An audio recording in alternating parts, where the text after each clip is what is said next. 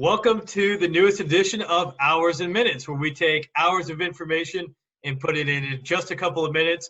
With me again, we have our chief underwriter, Chris Hooper, and this week we're talking about sleep apnea. For anybody that's ever heard of sleep apnea, it's always the same story. It's a guy that says, you know what? My wife says that I snore at night. She told me to talk to my doctor about it. My doctor then diagnosed me with something called sleep apnea. And next thing I know, I'm in bed wearing a device that looks like I should be in a fighter jet. So the question here, Chris, is what really is sleep apnea? And more specifically, what concerns do insurance carriers have about it? Well, I think a good way of looking at sleep apnea is inefficient breathing. It's not snoring. There's a lot of people that might snore and not have sleep apnea, but that inefficient breathing pattern can cause other issues that insurance carriers are concerned about. One thing is it can reduce the amount of oxygen that is inside your blood, and we're made up of a bunch of cells, and those cells need oxygen, and if they're not getting ample oxygen, bad things can happen: heart attacks, strokes, and so forth. It can also lead to hypertension, which just places more strain on the circular system. And then finally, somebody being tired and sleepy all day might be more susceptible to having an accident. Got it. So if I'm understanding you correctly, so it's known as a breathing disease that you stop breathing at certain points of the night, but it's not so much that someone's going to pass away from the lack of breathing during the night, as much as what it could lead to, like a heart attack or a stroke or something like that. Is that correct? Yeah, exactly. It would be, very rare for that to occur. And while there are different types of apneas, there's central, there's mixed, there's obstructive. The vast majority that we see, which, by the way, it is a very common condition that we see here in life underwriting, is the obstructive in nature. Again, that just places somebody in a position to have a future cardiovascular event. The inefficient breathing can also cause an irregular heartbeat, which can lead to other issues, as well as the reduced oxygen saturation and hypertension. Got it.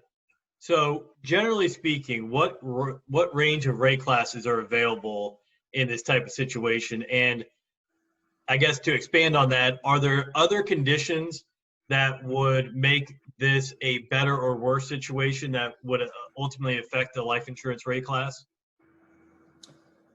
Well, it depends on if the sleep apnea is considered controlled or uncontrolled. The most frequent treatment that we see for sleep apnea is by use of a CPAP, and it was what you were referring to. Yeah, people hate it.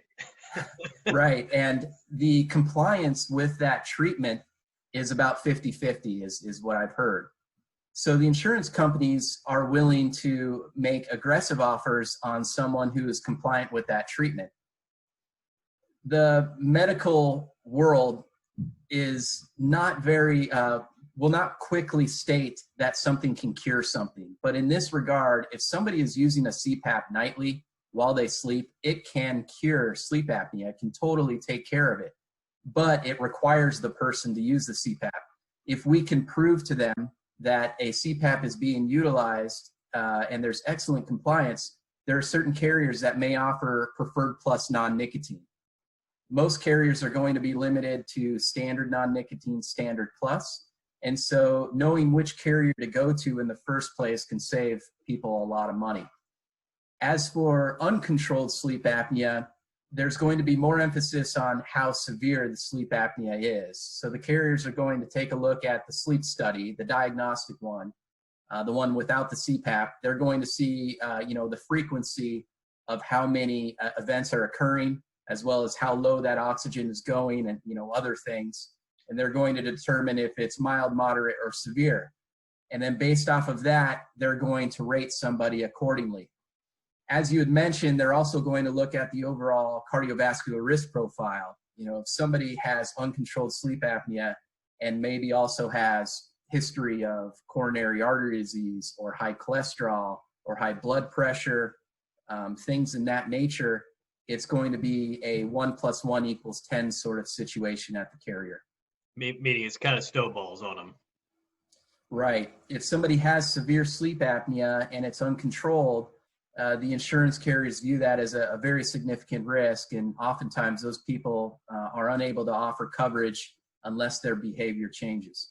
Got it. So just to kind of summarize that, if someone has been diagnosed with sleep apnea and they use a CPAP regularly, if they're a little bit heavy and started losing weight and have a healthy lifestyle, the sleep apnea could be as good as standard or preferred. But if they have uncontrolled, they're not using the CPAP, they're not controlling their bill, they have other factors like heart disease or anything of the like, they're going to be rated or potentially decline. Right, exactly. Okay. So what if you have a situation where a client was diagnosed with sleep apnea, wasn't compliant, and was underwritten for a policy and got a table rating and is paying, in other words, an additional premium. But now, we're 5 or more years past it, and they are compliant with their CPAP, they've lost weight, their overall health has improved. Is there an opportunity for that person to reapply and get a more favorable rate class and therefore premium? Yeah, absolutely. People's underwriting profile can change rapidly, especially over a 5-year period. It's really just a picture of what a person's health is at that time.